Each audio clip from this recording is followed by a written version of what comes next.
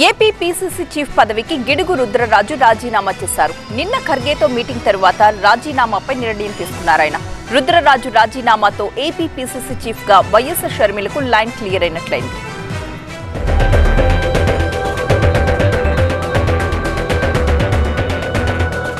AP రాజకీయాల్లో ఎన్నికల వేళ మరో కీలక పరిణామం చోటు చేసుకుంది. ఏపీ కాంగ్రెస్ పార్టీ అధ్యక్ష పదవికి గిడుగు రుద్రరాజు రాజీనామా చేశారు. ఈ మేరకైన ఏఐసీసీ చీఫ్ మల్లికార్జున ఖర్గేకు రాజీనామా లెటర్ను అందజేశారు. ఏపీ కాంగ్రెస్ బాధ్యతలు ఇటీవల పార్టీలో చేరిన వైఎస్ షర్మిలకు అప్పగిస్తారనే ప్రచారం జోరుగా సాగుతోంది. ఈ క్రమంలో గిడుగు రుద్రరాజు అధ్యక్ష పదవికి రాజీనామా చేయడం ఈ వార్తలకు మరింత బలం చేకూరుస్తోంది. రుద్రరాజు రాజీనామాతో షర్మిల ఏపీ కాంగ్రెస్ చీఫ్ గా బాధ్యతలు తీసుకోవడం ఇక లాంఛనమే అని సమాచారం. త్వరలోనే ఏపీ కాంగ్రెస్ అధ్యక్ష బాధ్యతలు వైఎస్ షర్మిలకు అప్పగించే అవకాశం ఉన్నట్టు తెలుస్తోంది. దీనికి సంబంధించి 1-2 రోజుల్లో ఏపీసీసీ అధ్యక్షురాలిగా వైఎస్ షర్మిల పేరును కాంగ్రెస్ అధిష్టానం ప్రకటించే అవకాశం ఉంది. వారికోస్ వెయిన్స్ వ్యాధికి కేవలం 30 నిమిషాల్లో చికిత్స. కాల్ చేయండి 9989527715. ఆదివారం మణిపూర్లో పీసీసీ అధ్యక్ష పదవిపై షర్మిలకు ఖర్గే స్పష్టత ఇచ్చినట్టు తెలుస్తోంది.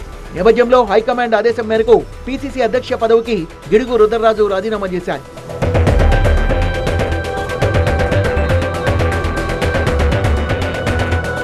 ఈ మధ్య ఢిల్లీలో రాహుల్, సోనియా, ఖర్గే సమక్షంలో వైఎస్ షర్మిల కాంగ్రెస్ పార్టీలో చేరారు. పార్టీలో ఏ బాధ్యత అప్పగించినా సంతోషంతో పనిచేస్తానని చెప్పారామె.